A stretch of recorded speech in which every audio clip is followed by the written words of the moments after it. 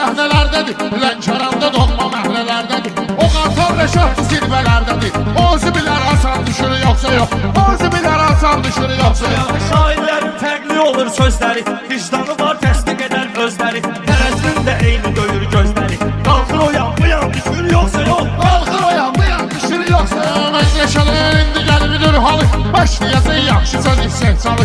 Kərəm bunların axsaqları, Suriyə bir dənə çoban düşür yoxsa yox. Səs sorağım yayılıb Azərbaycana, yaşanım da qurbandır təmiz oğlana. Sənə toyunda elə dedim ki meyxana, 5 buna Kənan düşür yoxsa yox, 5 buna Kənan düşür yoxsa yox. Kənan toyunu xatilələrdə qaldı, değişməmiz bir ayrı materialdır. O dağlıdır, almış ona haladır.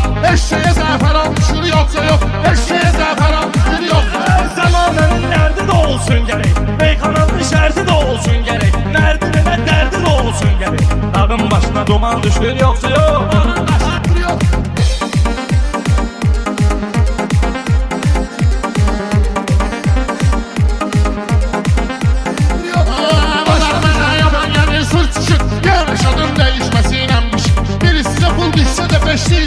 Reşada bir samadan düşür yok, Reşada bir samadan düşür. Meyxananın vardı zövqü səfası, xəstələrə vardı sözün şifası. Bir yarın ki çatış deyir vəfası, o canına can düşür yoxsa yox, o canına can düşür yoxsa yox. Kənan Reşad kərədir, biri dar bu sözünə təşəm verməyir.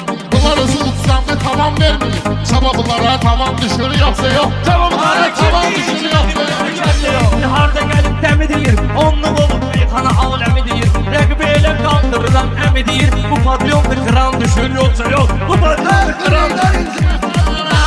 Bozulmayım yaklaşım, düz sözü şəhsən eyləyir başım. Avtobusu saxla qıvar qardaşım. Görüm mamlim atan düşür yoxsa yox, görüm mamlim atan düşür yoxsa yox. Sözün ləzzət dadına nöşün baxırsan, meyxananın adına nöşün baxırsan. Neçə kişi sən qadına nöşün baxırsan. Neyvə gərək zənan düşür yoxsa yox,